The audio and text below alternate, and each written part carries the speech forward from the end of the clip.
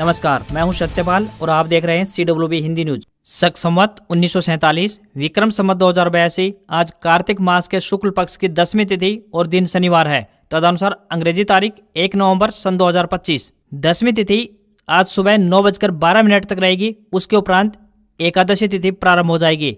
आज देव उठनी एकादशी है। यह एक महत्वपूर्ण हिंदू त्योहार है। माना जाता है कि इस दिन भगवान विष्णु 4 महीने के शयन काल के बाद जागते हैं और इसके साथ ही सभी शुभ कार्य जैसे विवाह आदि फिर से प्रारंभ हो जाते हैं।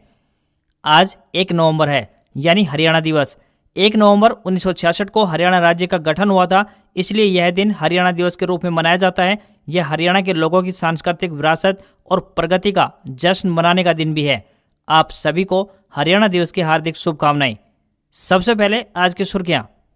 हरियाणा में डिजिटल युग का नया अध्याय। 1 नवंबर यानी आज से सभी तहसीलों में पेपरलेस होगी रजिस्ट्री, ऑनलाइन होंगे इंतकाल। हरियाणा सरकार का ऐतिहासिक फैसला, 1 लाख से अधिक अस्थायी कर्मचारियों को मिलेगी सर्विस सिक्योरिटी। फैमिली पेंशन पर सरकार का नया नियम लागू, अभिभावकों को हर साल करना होगा ये काम। जानिए पूरी अपडेट। हरियाणा में निजी स्कूलों को एक और मौका, निजी स्कूलों की अस्थायी मान्यता 1 वर्ष के लिए बढ़ाई गई। जल्द जारी होगा ग्रुप C पदों की वेटिंग लिस्ट। हरियाणा सरकार ने HSSC को भेजा स्पष्टीकरण। हरियाणा के सरकारी स्कूलों में मिड डे मील भोजन होगा स्वाद और पोषण से भरपूर, बच्चों को खाने में मिलेंगी ये सारी चीजें। हरियाणा सरकार ने पंचायतों पर फिर कसा शिकंजा, काम होगा तभी मिलेगा पैसा। जानिए पूरी अपडेट। हरियाणा में इनेलो 3 को करेगी प्रदर्शन, जल भराव मुआवजा व MSP पर सरकार को घेरेगी। गुरुग्राम RTO का दावा, 14 जिलों में पुराने डीजल वाहन बैन। NCR में नहीं चलेंगे BS3 और BS4 व्हीकल, बढ़ते पॉल्यूशन के कारण लिया फैसला। माता वैष्णो देवी और जम्मू जाने वाले यात्रियों के लिए खुशखबरी, 1 नवंबर यानी आज से पटरी पर दौड़ेंगी ये 4 जोड़ी ट्रेनें। भारत दूसरा T20 मैच 4 विकेट से हारा। ऑस्ट्रेलिया ने 126 रन का टारगेट 13.2 ओवर में चेज किया। और फास्टैग KYC अब और आसान होगी, सिर्फ नंबर प्लेट की फ्रंट फोटो अपलोड करनी होगी। और अब खबरें विस्तार से। दिल्ली NCR में मौसम का मिजाज बदल गया है। सुबह के वक्त धुंध दिखाई दे रही है तो दिन में तेज धूप के दर्शन हो रहे हैं। हालांकि रात में हल्की ठंड का एहसास भी हो रहा है। पॉल्यूशन लेवल बढ़ने से हवा जहरीली हो रही है। मौसम विभाग के अनुसार फिलहाल बारिश की कोई संभावना नहीं लग रही है। हिसार स्थित चौधरी चरण सिंह कृषि विश्वविद्यालय के कृषि मौसम विभाग के विभागाध्यक्ष डॉक्टर मदन ने बताया कि 3 नवम्बर तक अभी मौसम खुश्क बना रहेगा। वहीं उत्तर पश्चिमी हवाएं चलने से तापमान में गिरावट दर्ज की जाएगी। दक्षिण हरियाणा के नारनौल का रात का तापमान 15 डिग्री सेल्सियस तो वहीं हिसार का तापमान 16.5 डिग्री सेल्सियस दर्ज किया गया। रोहतक में रात का तापमान सामान्य से 5 डिग्री अधिक रहा, यानी 20 डिग्री सेल्सियस के आसपास दर्ज किया गया।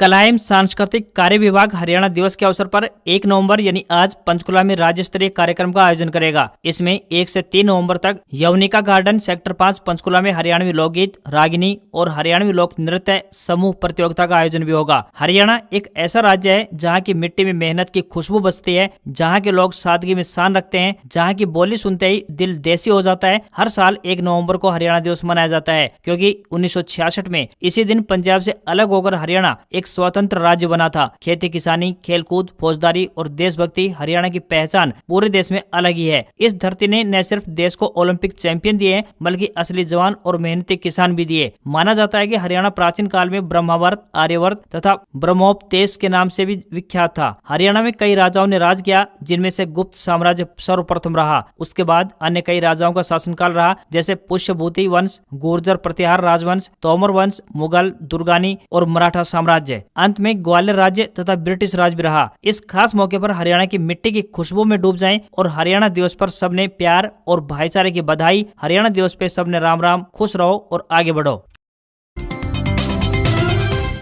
हरियाणा सरकार की तरफ से राज्य के 1032 अस्थायी मान्यता प्राप्त स्कूलों को बड़ी राहत दी गई है। बता दें कि सरकार द्वारा शिक्षण सत्र 2025-26 के लिए मान्यता का विस्तार दे दिया गया है। मान्यता का विस्तार नहीं मिलने की स्थिति में इन स्कूलों के साथ साथ पढ़ने वाले लगभग 3 लाख बच्चों का भविष्य भी बीच अधर में लटक गया था। मान्यता के अभाव में इन स्कूलों के बच्चों द्वारा 8वीं, 10वीं और 12वीं की परीक्षाएं नहीं दी जा सकती थी। बोर्ड की परीक्षाओं के लिए फॉर्म भरने कंपलसरी रहते हैं। हरियाणा के मुख्यमंत्री नायब सिंह सैनी और शिक्षा मंत्री महिपाल ढांडा से प्राइवेट स्कूल संचालक मान्यता बढ़ाने लगाने के लिए कई बार मिल चुके थे। इन अस्थायी मान्यता प्राप्त स्कूलों में सुविधाओं की कमी है और वे माध्यमिक शिक्षा विभाग की तरफ से निर्धारित स्टैंडर्ड्स को पूरा नहीं कर पा रहे हैं। यही वजह रही कि शिक्षा विभाग ने इनकी मान्यता रोक दी थी। हर वर्ष यही स्थिति बनती है, मगर शिक्षा विभाग की सख्ती के चलते अस्थायी मान्यता प्राप्त स्कूलों की संख्या निरंतर कम होती जा रही है। हरियाणा में डिजिटाइजेशन को बढ़ावा देने के उद्देश्य से सूबे की नायब श्रेणी सरकार ने एक और बड़ा कदम उठाया है। हरियाणा दिवस यानी आज 1 नवंबर को प्रदेश की सभी तहसीलों में रजिस्ट्री पेपरलेस हो जाएगी। सरकार ने कुरुक्षेत्र जिले की बाबेन तहसील से पेपरलेस रजिस्ट्री की शुरुआत की थी। अब इसे पूरे प्रदेश में लागू किया जा रहा है। रजिस्ट्री के साथ ही इंतकाल भी होंगे और इसके लिए अब लोगों को भटकना नहीं पड़ेगा। प्रदेश में साल भर में तकरीबन 7 लाख रजिस्ट्रियां होती है। सभी लंबित इंतकाल मामलों का निपटान इसी सप्ताह के आखिर तक कर दिया जाएगा। विभाग सत्यापन नियम की समीक्षा कर रहा है। इसके बाद ऑटो म्यूटेशन सिस्टम लागू किया जाएगा। इससे स्वामित्व हस्तांतरण स्वतः रिकॉर्ड हो सकेगा और देरी तथा विवाद की संभावनाएं भी खत्म हो जाएंगी। मैनुअल फीस कलेक्शन की जगह अब सभी भुगतान केवल सरकारी ई गवर्नेंस पेमेंट गेटवे के माध्यम से होंगे। अब केवल पोर्टल द्वारा तैयार की गई ऑनलाइन डीड ही कानूनी मान्यता प्राप्त होगी। बता दें कि जमीन के मालिकाना हक में बदलाव होने पर उसे सरकारी रिकॉर्ड में दर्ज कराने को इंतकाल कहते हैं। हरियाणा सरकार ने 1 लाख से अधिक अस्थायी कर्मचारियों को सेवा सुरक्षा देने का ऐतिहासिक फैसला लिया है। इसके लिए एक ऑनलाइन पोर्टल भी तैयार किया गया है, जिससे अस्थायी यानी ठेका कर्मचारियों की सेवा सुरक्षा सुनिश्चित होगी। इस पोर्टल के माध्यम से कर्मचारियों की सेवा संबंधी मामलों को ऑनलाइन ही दर्ज किया जाएगा और उन्हें जल्द समाधान भी मिलेगा। इस पहल से अस्थायी कर्मचारियों को नौकरी में स्थायित्व मिलेगा और उनकी सेवा को सुरक्षा भी मिलेगी, जो पहले मौजूद नहीं थी। ये कदम कर्मचारियों के अधिकारों को मजबूत करने और सेवा संरक्षण देने के लिए राज्य सरकार का एक महत्वपूर्ण प्रयास है। सेवा सुरक्षा से जुड़े नियम भी अधिसूचित किए जा चुके हैं, जिससे ये प्रक्रिया आधिकारिक और पारदर्शी बन जाएगी।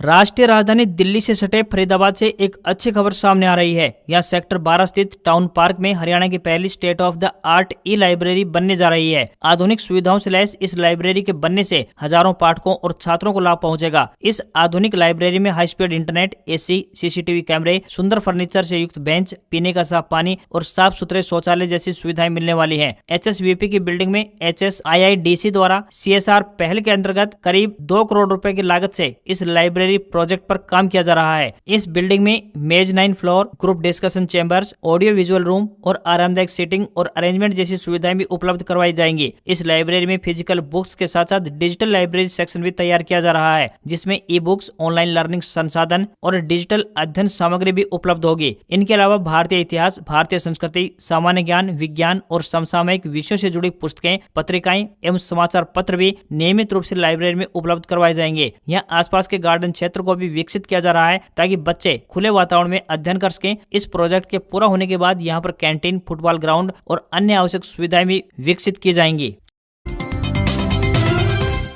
हरियाणा सरकार की तरफ से ग्रुप सी पदों की वेटिंग लिस्ट तैयार करने के लिए हरियाणा कर्मचारी चयन आयोग को स्पष्टीकरण भेज दिया गया है। कमीशन द्वारा अक्टूबर 2024 में ग्रुप सी पदों के लिए मेन सिलेक्शन लिस्ट जारी की गई थी। कई कैटेगरी के पदों की भर्ती के लिए ग्रुप बनाकर लिखित परीक्षा ली गई थी। मेरिट के मुताबिक और प्रेफरेंस अनुसार उम्मीदवारों की चयन सूची जारी की गई थी। वेटिंग लिस्ट जारी करनी थी। ऐसे में हरियाणा सरकार के मानव संसाधन विभाग ने अब वेटिंग लिस्ट जारी करने के लिए स्पष्टीकरण आयोग को भेज दिया है। ये स्पष्टीकरण भेजे तकरीबन 1 महीना होने को आया है, लेकिन आयोग द्वारा इस स्पष्टीकरण अनुसार चयन सूची जारी करना अभी बाकी है। दूसरी तरफ ग्रुप डी के उम्मीदवार भी वेटिंग लिस्ट का इंतजार कर रहे हैं। ग्रुप डी के अभ्यर्थी पिछले कई दिनों से आग्रह कर रहे हैं कि ग्रुप डी के जिन पदों के लिए चयनित उम्मीदवारों की लिस्ट जारी की गई थी, उन पदों में अभी भी काफी खाली पद पड़े हैं। ऐसे में इन खाली पदों की चयन सूची जारी की जाए। उम्मीदवारों की तरफ से मांग उठाई गई है कि ग्रुप डी की जो लिस्ट आई थी, उसमें से तकरीबन 4 से 5 हजार पोस्ट रिक्त रह चुकी है, इसलिए vacant plus repetition non joining post रह गई है। ऐसे में आयोग 5000 प्लस की एक और लिस्ट लगा दें, ताकि उन्हें भी नौकरी मिल सके।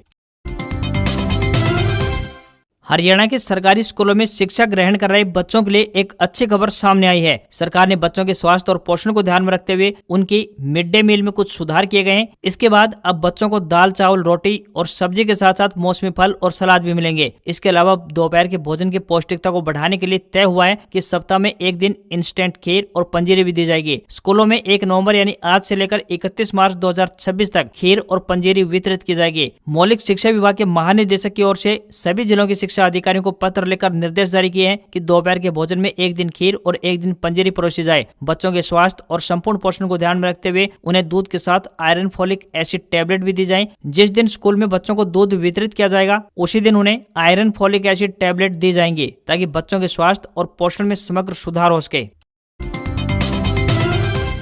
हरियाणा की नायब सैनी सरकार ने पंचायतों के अधिकारों पर शिकंजा कस दिया है। अब ग्राम पंचायतों को पहले एस्टिमेट भेजना होगा और फिर जांच के बाद काम को निदेशालय से मंजूरी प्रदान की जाएगी। अब तक ग्राम पंचायत से लेकर एक्शन स्तर तक के अधिकारी तक ही प्रक्रिया चलती थी, लेकिन अब सरकार की ओर से हरियाणा रूरल डेवलपमेंट फंड यानी HRDF जारी करने को लेकर नियमों में बदलाव किया गया है। इस संबंध में सरकार की ओर से 21 अक्टूबर को एक पत्र जारी किया गया था। हालांकि अब कुछ जगहों से सरपंचों के विरोध की खबरें भी सामने आ रही है। पंचायतों में होने वाले विकास कार्यों का पैसा जारी होने के लिए पहले स्टेप में काम शुरू होने पर मुख्यालय फोटो भेजी जाएगी, फिर 50% काम पूरा होने पर फोटो लेनी होगी, फिर काम पूरा होने पर फोटो मुख्यालय भेजनी होगी। इसके बाद काम करने वाली एजेंसी के बिलों का सत्यापन भी मुख्यालय स्तर से किया जाएगा। इस पूरी प्रक्रिया के बाद ही पैसा जारी किया जाएगा। अब HRDF का पैसा डिमांड करते ही ग्राम पंचायतों को नहीं मिलेगा, यानी कि पहले काम होगा तभी पैसा मिलेगा।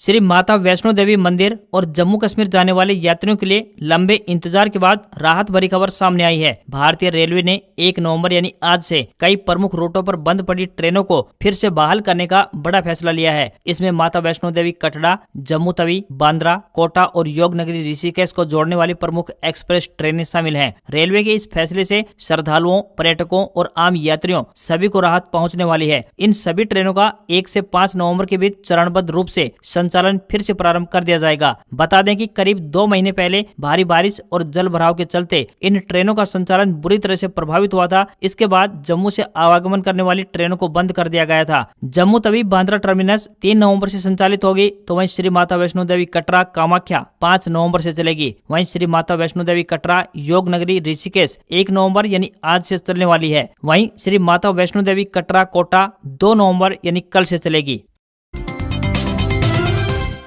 केंद्र सरकार द्वारा पारिवारिक पेंशन नियमों में गड़बड़झाला रोकने के लिए बड़े बदलाव किए हैं। कर्मचारी पेंशन एवं पेंशन भोगी कल्याण विभाग ने स्पष्ट कर दिया है कि अब दिवंगत सरकारी कर्मचारी के दोनों माता पिता को बढ़ी हुई पारिवारिक पेंशन जारी रखने के लिए अलग अलग लाइफ सर्टिफिकेट जमा करवानी होगी। बता दें कि पेंशन कल्याण विभाग के सामने लगातार ऐसे मामले सामने आ रहे थे जहाँ एक अभिभावक की मृत्यु के बाद भी बढ़ी हुई पेंशन का लाभ मिल रहा है। इसे रोकने के लिए इस नई व्यवस्था को लागू किया गया है। विभाग ने कहा है कि अब ये दोनों यानी अभिभावकों को प्रत्येक साल अपना जीवन प्रमाण पत्र जमा करवाना होगा ताकि गलत भुगतान पर रोक लगाई जा सके और रिकॉर्ड समय पर अपडेट हो सके। नए रूल्स 2023 के अनुसार बात करें तो यदि किसी सरकारी कर्मचारी का आकस्मिक निधन हो जाता है और उसके न तो पति या पत्नी है और न ही कोई पात्र संतान है, तो ऐसी स्थिति में उस पर निर्भर माता पिता को आजीवन फैमिली पेंशन मिलती है। यदि दोनों ही अभिभावक जीवित हैं तो अंतिम वेतन की 75% पेंशन, और यदि एक अभिभावक जिंदा है तो यह घटकर 60% रह जाती है। विभाग द्वारा यह भी स्पष्ट किया गया है कि यदि किसी सरकारी कर्मचारी की रिटायरमेंट के बाद मृत्यु हो जाती है तो उसके परिवार को 7 साल या मृतक की संभावित 67 साल की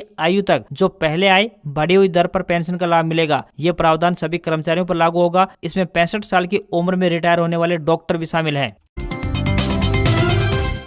हरियाणा राज्य परिवहन विभाग पंचकुला ने अप्रेंटिस पदों पर भर्ती के लिए आवेदन आमंत्रित किए हैं। जो भी उम्मीदवार इन पदों पर आवेदन भेजने के इच्छुक हैं वे आधिकारिक वेबसाइट के माध्यम से अपने आवेदन भेज सकते हैं। आवेदक 50% अंकों सहित 10वीं पास होने चाहिए या संबंधित क्षेत्र में ITI धारक होने चाहिए। किसी भी वर्ग के उम्मीदवारों को कोई भी आवेदन शुल्क जमा नहीं करना होगा। इन पदों के लिए न्यूनतम आयु व अधिकतम आयु जानने के लिए आधिकारिक अधिसूचना चेक कर सकते हैं। Motor mechanic vehicle fitter, electrician, COPA, welder, painter, carpenter और टायरमैन के पदों पर ये भर्तियां होने वाली हैं। आवेदन करने की आखिरी तिथि की बात करें तो 14 नवंबर है।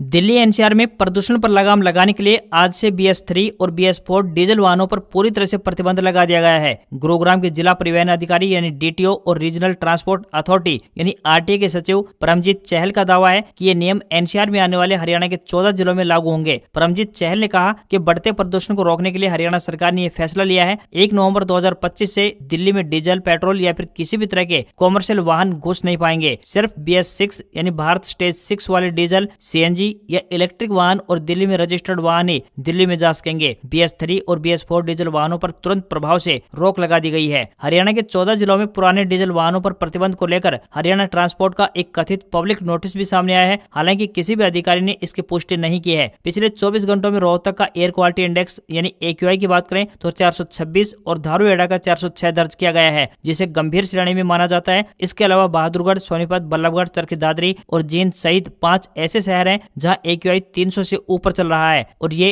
रेड जोन में शामिल है। National highway authority of India यानी NHAI ने व्हीकल की KYC यानी नो योर व्हीकल प्रक्रिया को आसान बना दिया है। नई गाइडलाइन के तहत यूजर्स को सिर्फ नंबर प्लेट और फास्टैग की फ्रंट फोटो अपलोड करनी होगी। सड़क परिवहन और राजमार्ग मंत्रालय के मुताबिक अब कार, जीप और वैन के साइड फोटो अपलोड करने की आवश्यकता नहीं होगी। इससे फास्टैग एक्टिव रखने और वेरिफिकेशन की प्रक्रिया और भी आसान होगी। नई व्यवस्था में वाहन पोर्टल से गाड़ी की RC डिटेल अपने आप मिल जाएगी। यूजर को केवल वाहन नंबर, चेसिस नंबर या मोबाइल नंबर डालना होगा। अगर एक ही मोबाइल नंबर पर कई गाड़ियां रजिस्टर्ड हैं, तो यूजर खुद चुन सकेगा कि किस वाहन की KYC पूरी करनी है। सरकार ने स्पष्ट किया है कि KYC पॉलिसी लागू होने से पहले जारी किए गए फास्टैग एक्टिव रहेंगे, इन्हें बंद नहीं किया जाएगा जब तक किसी भी तरह की शिकायत या दुरुपयोग की सूचना नहीं मिलती। अगर कोई यूजर डॉक्यूमेंट अपलोड नहीं कर पाता है तो संबंधित बैंक ग्राहक से संपर्क करेगा और फोन पर मदद करेगा। फास्टैग डिस्कनेक्ट करने से पहले बैंक को KYC प्रक्रिया पूरी करवानी होगी। साथ ही बैंकों को ग्राहकों को KYC पूरी करने के लिए SMS रिमाइंडर भी भेजने होंगे।